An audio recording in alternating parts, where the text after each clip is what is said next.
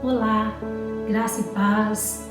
Seja muito bem-vindo ao programa Desponte e Resplandece. Estamos aí nos propondo a fazer uma série de 4 estudos sobre o tema Conhecendo a Deus.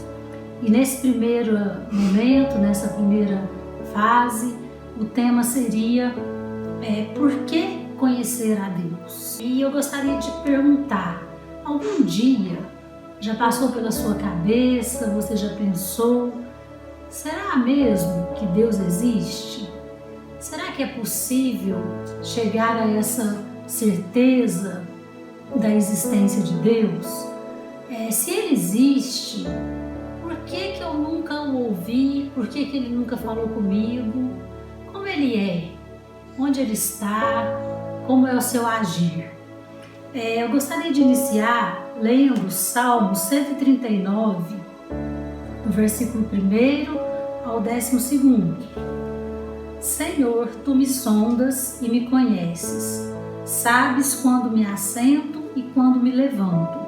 De longe penetras os meus pensamentos. Esquadrinhas o meu andar e o meu deitar e conhece todos os meus caminhos. A palavra ainda não chegou à língua e Tu, Senhor, já a conheces toda. Tu me cercas por trás e por diante e sobre mim pões a mão. Tal conhecimento é maravilhoso demais para mim. É sobremodo elevado, não posso atingir. Para onde me ausentarei do Teu Espírito? Para onde fugirei da Tua face? Se subo aos céus, lá estás. Se faço a minha cama no mais profundo abismo, lá estás também. Se tomo as asas da alvorada e me detenho nos confins dos mares, ainda lá me haverá de guiar a Tua mão e a Tua destra me susterá. Se digo, as trevas com efeito me encobrirão e a luz ao redor de mim se fará noite, até as próprias trevas não te serão escuras. As trevas e a luz são a mesma coisa. Então o que vemos aqui nesse salmo é o salmista Davi, ao contrário de muitas pessoas que duvidam da existência de Deus e outras que têm certeza de que Deus não existe. Davi, ele não consegue imaginar a sua existência sem a presença de um Deus. É onde ele fala, eu não tenho como me ausentar, me esconder dessa presença que me cerca de todos os lados. Então, a primeira pergunta que eu gostaria de fazer para você é: por que conhecer a Deus? Por que buscar esse conhecimento ou a resposta para essa pergunta? Seria pretensão nossa, como meros mortais, querer conhecer o Deus Todo-Poderoso, o Criador, aquele que está sobre todos? Seria possível conhecer esse Deus? Muitas vezes a gente acha difícil conhecer até a nós mesmos, Muitas vezes nós nem nos conhecemos, muitas vezes não conhecemos nem aqueles que são mais próximos de nós, Então seria possível conhecer a Deus? Para chegar a essa resposta, eu gostaria de começar analisando a semelhança que existe entre nós, seres humanos. Nós, seres humanos, nós somos muito parecidos uns com os outros. Todos nós temos a capacidade de raciocinar, de fazer escolhas, de fazer julgamentos entre o certo e o errado. Até o próprio filósofo francês René Descartes afirmou, uma frase que se tornou célebre: penso, logo existo. Então nós temos a capacidade de pensar e todos nós temos. A psicologia já diz, sinto, logo existo. Então todos nós sentimos, todos os seres humanos têm emoções muito semelhantes nas nossas reações, como a raiva, a ansiedade, o medo ou a fé. Todos nós temos semelhantemente esse tipo de sentimentos. Todos nós somos muito parecidos. Embora sejamos milhões, até mesmo bilhões de seres humanos, já parou para pensar como nós somos parecidos na nossa forma física, na nossa essência, na consciência que temos a respeito da vida, né, e da nossa existência? Será que isso seria obra do acaso? Sermos tantos e tão parecidos? Será que isso seria obra do acaso? Será que não tem uma origem, que nós não temos uma origem em comum? E será que essa origem se limita à matéria? Ou essa origem nos remete a um ser que também tem uma consciência, que também tem a capacidade de fazer julgamentos? Será que esse ser não seria alguém como nós, pessoal, que também sente, que também se emociona? Em Gênesis capítulo 1, versículo 27, a palavra de Deus diz assim: criou Deus, pois, o homem à sua imagem. A imagem de Deus o criou, homem e mulher os criou. Então nós vemos na palavra de Deus a resposta a essa semelhança. Por que somos tão parecidos? Bilhões e tão parecidos. Porque, na verdade, meu querido ouvinte, temos uma origem em comum e temos uma matriz. Muitos dão nome a essa matriz de Deus, muitos dão o nome de um ser sobrenatural, um ser superior, mas a palavra de Deus diz que fomos criados por Deus à sua imagem e à sua semelhança. E nós não somos como Deus, nós somos criados, não somos autoexistentes e nem tampouco viemos do nada. Temos uma origem, temos um Criador, que é Deus. Em Atos capítulo 17, versículo 28, o apóstolo Paulo, ele usa uma expressão muito interessante. Atos 17, 28. Pois nele vivemos e nos movemos e existimos, como alguns dos vossos poetas têm dito, porque também deles somos geração. Então aqui, os próprios poetas gregos já afirmavam que somos geração de Deus, fomos criados por um Deus e simplesmente nós vivemos por Ele, nos movemos nele e existimos nele. Olha que coisa maravilhosa. Não somos autoexistentes, por mais que sejamos inteligentes, criativos, por mais que tenhamos essas características de sobrevivência, mas a palavra de Deus diz aqui que nós nos movemos e existimos e vivemos pelo poder de Deus. Que coisa maravilhosa.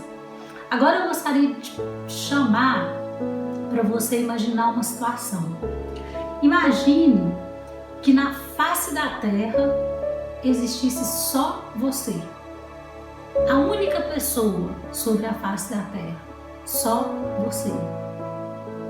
Que não existisse nenhum semelhante. Como eu disse, nós somos bilhões, muito parecidos. Mas volta no início e imagina que é só você.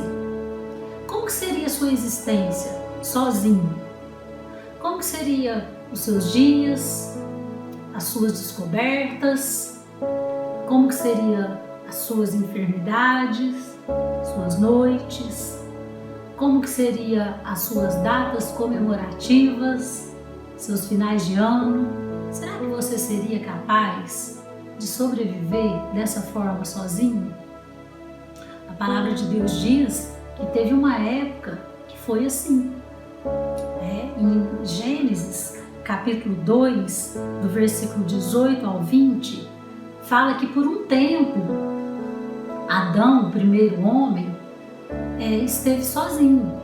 Ele nomeou os animais e ele viveu assim por um tempo, não sabemos quanto tempo, mas ele olhava e não via nenhum semelhante. E o seu Criador chegou a uma conclusão: não era bom essa solidão, não era bom ele viver sozinho. E então Deus graciosamente lhe deu uma companheira, eles formaram uma família. Mas a palavra de Deus diz que todos os dias ao entardecer, eles conversavam com Deus naquele jardim.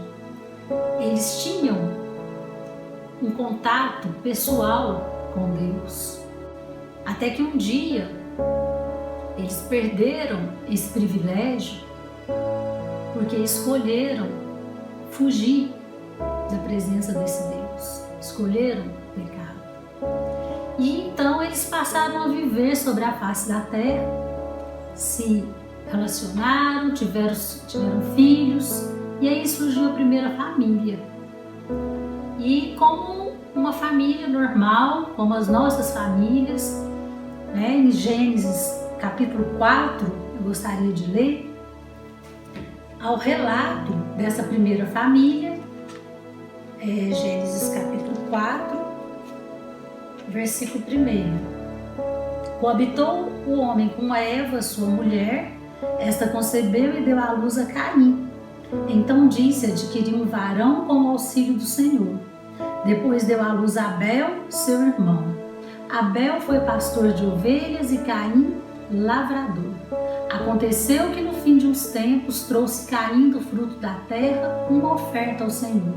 Abel, por sua vez, trouxe das primícias do seu rebanho e da gordura deste.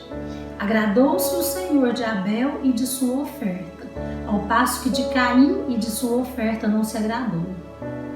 Então a palavra de Deus relata aqui como que foi essa primeira família, a comunhão deles, o crescimento desses dois irmãos, o trabalho de cada um deles, o relacionamento deles com o seu Criador. Ambos, os dois, levaram oferendas a esse Deus. E chegou num ponto que o mais velho deles, Caim, se sentiu rejeitado e ficou enciumado de seu irmão caçula, Abel. E a palavra de Deus relata aqui na sequência do texto que Caim chama Abel para ir ao campo e ali, naquele lugar retirado, ele mata o seu irmão. E aí acontece uma tragédia no seio dessa família. O primeiro assassinato, e entre irmãos. Então essa situação chocante, ela nos leva a fazer uma pergunta sobre Deus. Se Caim conhecesse a Deus verdadeiramente, será que a sua atitude em relação a esse sentimento de rejeição, de ciúmes, em relação à sua ira, se Caim conhecesse a Deus verdadeiramente, será que a sua reação seria outra? Será que a história desses dois irmãos daria um final mais feliz a esses pais? Imagina esses pais passando pela dor de perder praticamente os dois filhos de uma vez. Será que o relacionamento entre Caim e Abel seria realmente um relacionamento fraternal de irmãos se Caim conhecesse a Deus? Então essa pergunta ela é muito importante. Não é para sabermos teologicamente a respeito de Deus que estamos aqui. Estamos aqui para propor realmente essas respostas. Qual a implicação de uma pessoa conhecer a Deus? O que traz de mudança na sua vida prática? Se somos tão parecidos uns com os outros, se acreditamos realmente que temos uma matriz, uma origem, que vantagem, que ganho esse conhecimento dessa origem, desse ser que nos criou, pode nos trazer?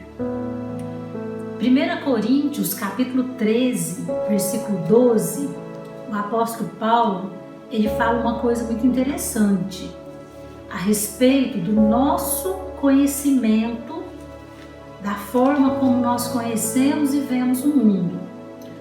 Porque agora vemos como em espelho, obscuramente. Então veremos face a face. Agora conheço em parte, então conhecerei como também sou conhecido. Aqui existe uma revelação. Embora muitos de nós não conheçamos a Deus, nós somos plenamente conhecidos por Ele. Então, por que buscar esse conhecimento de Deus? Porque se eu conheço a Deus que me criou, eu vou poder conhecer mais de mim. Se eu conheço a Deus que criou o meu semelhante, eu vou poder conhecer mais do meu semelhante. E também em 2 Coríntios, capítulo 3, versículo 18, fala um pouco mais a respeito desse conhecimento. Diz assim: e todos nós, com o rosto desvendado, contemplando como por espelho a glória do Senhor, somos transformados de glória em glória na sua própria imagem, como pelo Senhor, o Espírito. Olha que coisa maravilhosa.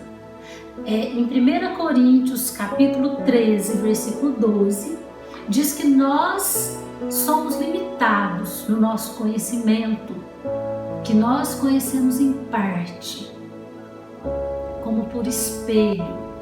Agora aqui em 2 Coríntios 3,18 diz que sim, nós conhecemos em parte, mas que nós temos a condição de conhecer plenamente a Deus. Olha só, contemplando a glória do Senhor como por espelho, contemplando a glória do Senhor como por espelho. Plenamente nós vamos conhecer a Deus o dia que nós estivermos face a face com Ele. Mas de glória em glória, ou seja, hoje você conhece um pouco de Deus através de uma experiência que você tem com Ele. Isso é uma glória. Amanhã você conhece um pouco mais e cada vez mais, em cada experiência que você tiver com Deus, você será transformado. Como assim transformado? Transformado à imagem do próprio Deus. Esse é o motivo da nossa busca pelo conhecimento de Deus. Quanto mais eu me aproximo de Deus, mais parecido com Ele eu fico.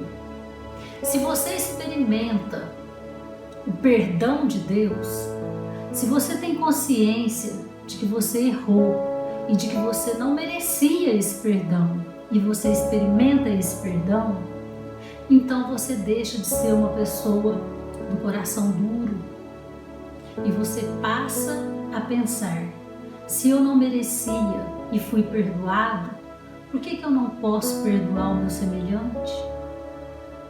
Quando você recebe um pouco do amor de Deus, automaticamente você passa a amar as pessoas.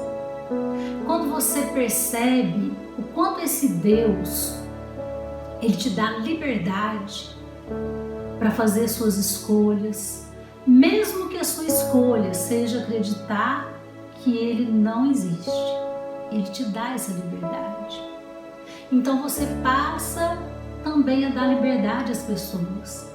Você não é alguém que domina, você não é alguém que subjuga, porque você entende que o próprio Deus te deu liberdade. Então, quando você é essa pessoa que se aproxima de Deus, é o que diz aqui nesse versículo, de glória em glória. Você não vai conhecer a Deus hoje, amanhã, plenamente, mas a cada dia será uma glória. A cada experiência você será transformado na sua própria imagem. Isso é maravilhoso. É isso que nos motiva a buscar, a conhecer a Deus. Eu quero dizer para você, é possível saber se Deus existe. Basta você ter uma experiência com Ele. Pastora, você pode me provar que Deus existe? Eu tenho convicção que Deus existe, mas eu não posso te provar. A única prova que você pode ter é buscando a Deus. Porque a palavra de Deus diz em Jeremias 29:13: buscar-me-eis e me achareis, quando me buscardes de todo o vosso coração. Então, querido, o nosso objetivo não é discutir teologia. O nosso objetivo é buscar uma experiência com Deus. Busca a Deus. Creia que se Ele existe, Ele vai se revelar a você. Vem comigo, vem conosco nessa jornada de procurar conhecer a Deus. E eu quero encerrar com o mesmo versículo que eu iniciei. Dispõe-te e resplandece, porque já vem a tua luz e a glória do Senhor vem nascendo sobre ti. Dispõe-te a buscar a Deus. Ouse perguntar para Deus: o Senhor existe? Revela-se a mim. A glória do Senhor vem nascendo sobre ti. Fica na paz, que Deus te abençoe, em nome de Jesus.